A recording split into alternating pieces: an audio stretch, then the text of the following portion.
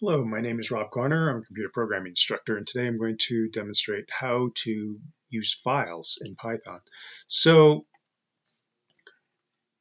there are several things we need to learn in order to use files: how to open them, how to write to them, how to read them, and close them. And what a file is basically it's what you see on your hard drive. Um, if you open up an Explorer window, for example, this is one where my Python presentations are. All of these are files. If I were to go to my documents folder, all of these are where my files are stored. And what we use files for are basically to retain information after a program is over. Our variables use RAM, random access memory, which when the computer gets shut off, that random access memory is released and we lose the whatever we stored in there goes away. But with the files, which are written on the hard drive, that information is retained. So when we want to persist information, we need to use files. So files allow us to save and retrieve data to the hard drive, and it allows us to persist data from one program run to the next. Without it, we could never save the state of our program after it was done. So the first thing we're going to learn is how to open files. And to open files, we're going to use the open command. And the open function needs three things: a name, a mode, and buffering. Mode and buffering are optional parameters. They have defaults, as we'll see. And so really to open a file, you can just say open and provide a file name. So let's give that a try. We're going to create a repo.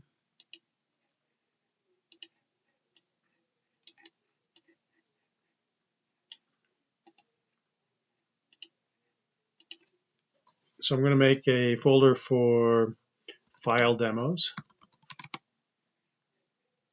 and open this in Visual Studio Code.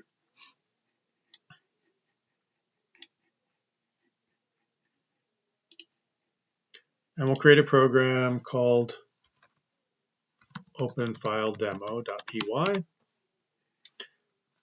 And the way we open a file is like this. We just say file opens, and we, in quotes, give a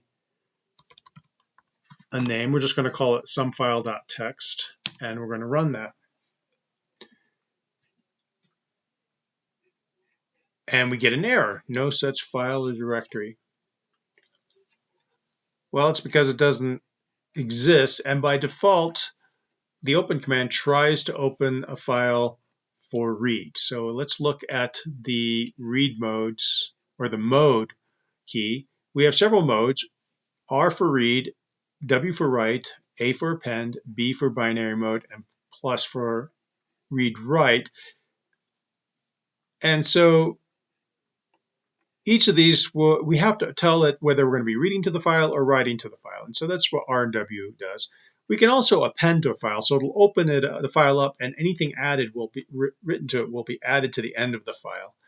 Binary mode is for files that are not going to be treated as text files. And the primary difference there is that with a text file, the carriage return character represents an end of line. With a binary file, that character return character, which is ASCII code 10, is a number 10. And so with a binary file like a JPEG or an image, we don't want it to just not use that as a data number. We want it to actually use that carriage return character, not really as a carriage return, but as possibly a bit in the image. So some files are read as binary mode, which means they're not treated as a text file. Others are treated as text files, which means the special characters like end of lines are treated as carriage returns. And then with read and write, you can actually open it for both read and write if you go R plus or W plus.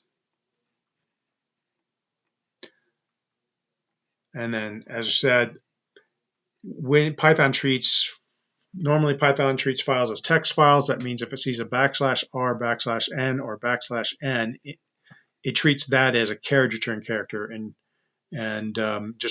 won't actually read this in as part of the data. If it's a binary file, that number needs to be read in as part of the data. And then the other optional argument is the buffering argument. 0 is unbuffered, 1 or true is buffered. And what happens is that the Python will read, even if you're reading just one character from the file, it'll go ahead and read a certain number of elements into memory. And when you get the second, third, and fourth, if it was a buffer size of 10, it would already have those 10 in memory so that it wouldn't have to read from the hard drive again. And that's mostly to reduce the wear and tear on your hard drive. And Python will default to using a buffer and will set a default size buffer. Most of the time you can just trust the defaults. So let's work with writing to a file.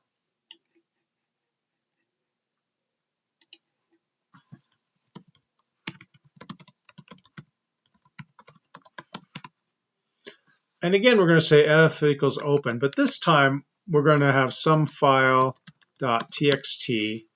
and we're going to say w here in order to specify that we are writing to the file. And then we're going to do a write command. I'm going to write hello. We're going to do another write command.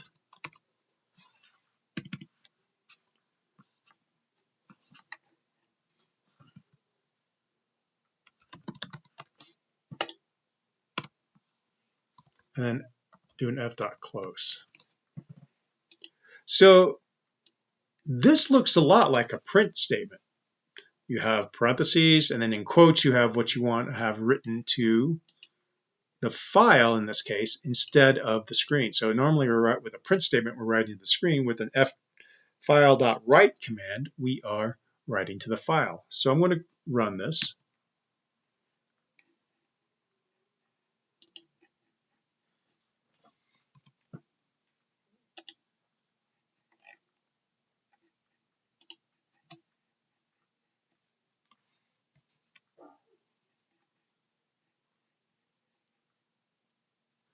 And we'll notice that after we ran this, we now have a text file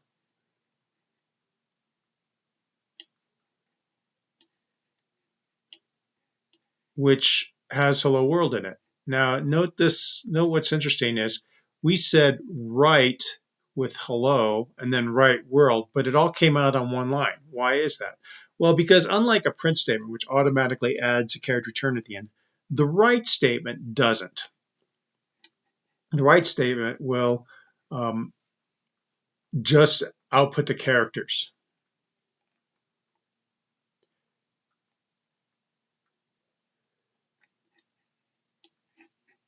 So note there is no write line method. There's just write. And if you want a carriage return, you have to use a \n, which represents a carriage return. So let's make a new program.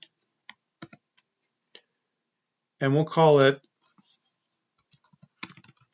write multiline.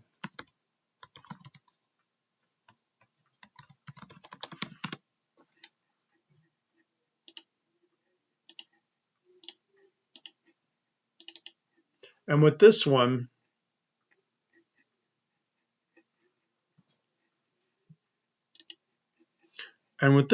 what we're going to do is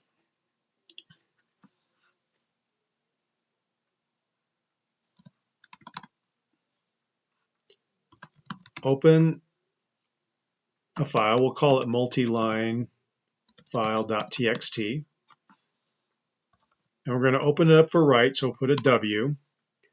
And we will say f.write and line 1 text.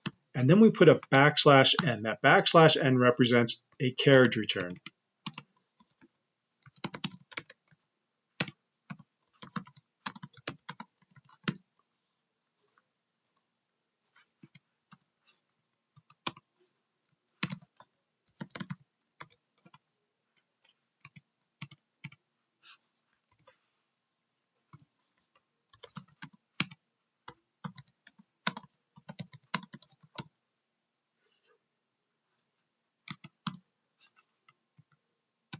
So we've written 3 lines to our file, and then we always close our file. So also, one of the reasons we want to make sure we close the file is that when we open a file, it actually, no one else can write to that or work with that file. So we always want to, in our code, to open the file, do some work, and very quickly close the file.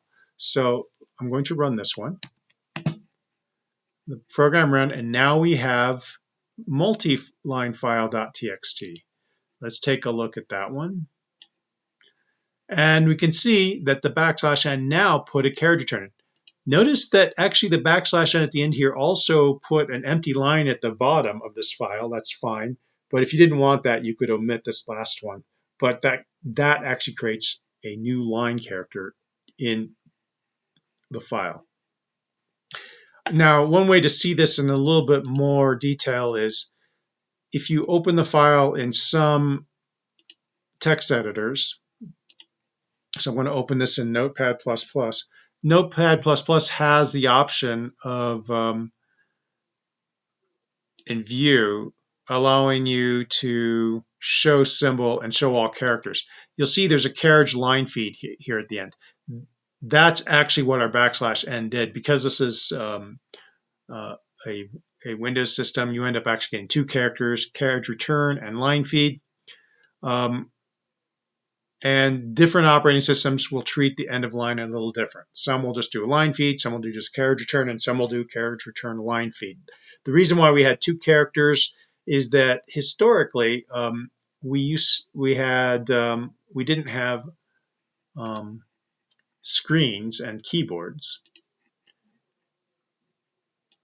We had machines like this. This is a teletype machine, and there's actually print paper that came out, and you saw the printing was, the paper was, there wasn't a screen. It printed directly on a piece of paper. So you type here, you'd see what you typed come out on a piece of paper. That would go into the computer. When you hit run, you would see your run on this paper.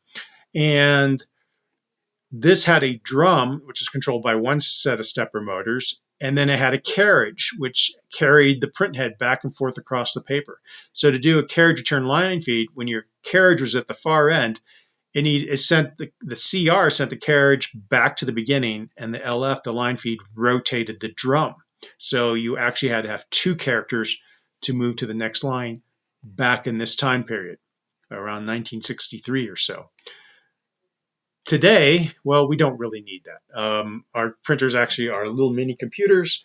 They will take a line feed or carriage return line feed, and they actually will differentiate all that and just go to the next line. And of course, on our screen, we don't need 2 characters. But some operating systems still use 2 characters for the end of line. Python simplifies that for you.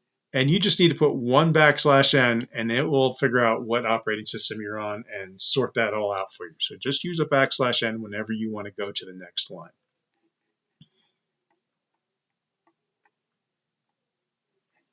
Okay, so that's the basics of writing to a file. In the next segment, we'll talk about how to read from a file. Thank you very much.